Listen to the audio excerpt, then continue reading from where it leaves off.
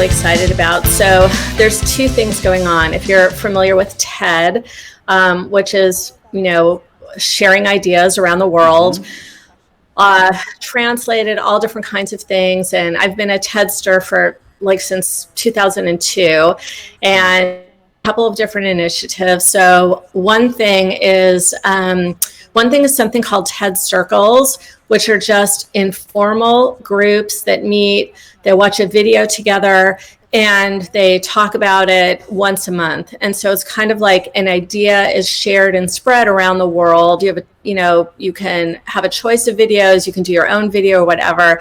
And so we created kind of a mirror environment there, branding, experiences like the TED Red Circle. So we just created like a fantasy red circle with beanbags for people to watch a video and then hang out and talk about it afterwards. And it's great. Like, people love it. And I think, honestly, I've done it in Zoom, and it's so much better in Spatial. So it's just been a wonderful container for us.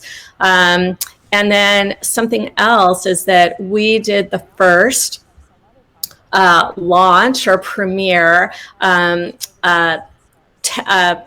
Rugheimer, she is let's pop up here and I'm going to show you. Okay, so this was the premiere of her talk, and we showed it. She's a TED fellow, and we showed it in here for the first time. So I want to find aliens. Finding life on another planet is not just going to be a little hard. It's going to be very hard. But for the first time in human history, we have a chance to detect signs of life on another planet. Or maybe we've already detected it on Venus. Or maybe not. There are still two big hurdles when it comes to confirming life on another planet. So I just want to show you that this was amazing. So there had never been a TED Talk released. I mean, this was like a private release, but the minute that they, share it on their platform, Sarah had a gathering in Spatial. Over 100 people were watching this talk, and they hung out before and after to talk to her, talk about the talk, and it was really, really exciting. Wow. And we actually did it. Yeah, we did it in the stage. So, we had plenty of people, and then people broke into rooms afterwards and just followed up. So it was just, it was a really great way to do it. And if you think about what the options would have been, we would have been in a Zoom room, we would have had to put people in breakout rooms. It just would have had a whole different energy. And, aside from the fact, the virtual experience gave her an opportunity to invite people that she has studied with for many years, like old friends, family friends, colleagues. And it's a mind-blowing talk as well. So it was really exciting to do that with her.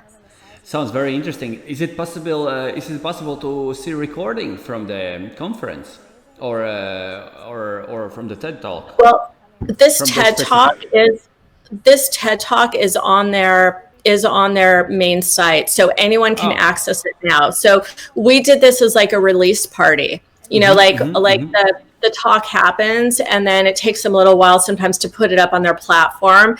And so when they tell you that it's going to be on their platform, we basically did a release party for her, for all of her community. I got you. But generally, I love the idea what you came up with, having a TED Talk, having your community and talking about the video, what you have seen, and sharing ideas, spreading the word about.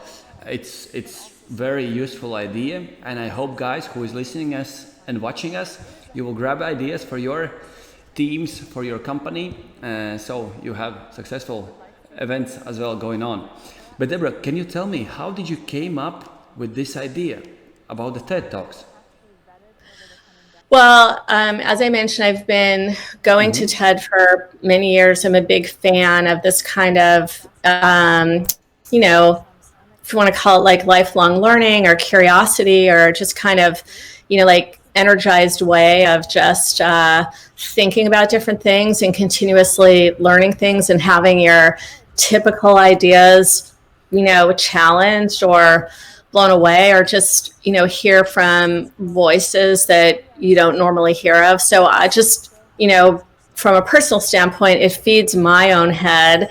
And I just find, I mean, obviously I like experiences. I like new things. I'm always on the hunt for something different.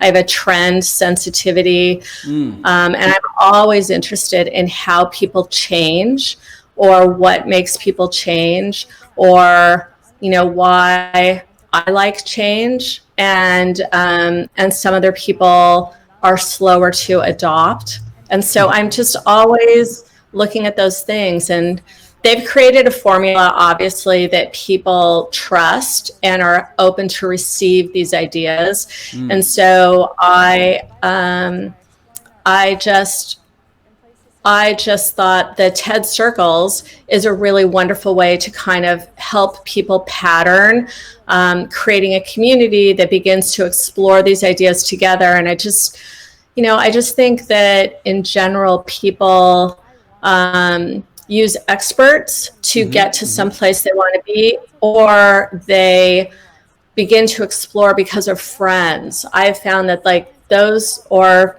maybe you could just say like circumstances, a dramatic circumstance makes someone change too. But those are kind of like three ways that I've noticed people begin to change or move off of like where they normally stay. So yeah, I find this is like a very casual way of having people feel very comfortable trying on different things together.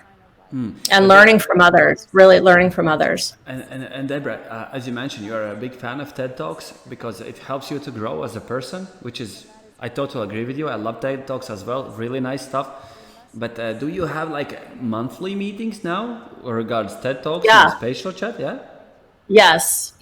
So my TED Circles, I lead a TED Circle actually with Sarah. So aside from the fact that she is a brilliant, astrophysicist, she and I do lead a TED Circle monthly, and we just explore different things together. So I adore her. I adore her mind. I appreciate her, and it's just, it's wonderful to have that time together. Everyone's also very busy, so it's wonderful to just protect 1 hour every month to just kind of take yourself out of your normal grind, if you will, and just like, think about other things with diverse people. And there are people in our group from all over the world. But Deborah, can we invite our... You can come too. You can come too, Alice. I can invite you. Yeah, but what about other... Love to have you. I would love to come as well. But Deborah, imagine there are people who are watching us and they love this idea about a TED Talk. Can they come as well? Yeah, you know what? TED Circles are actually open to anybody that wants to be in a circle, that wants to create a circle and wants to participate. So there's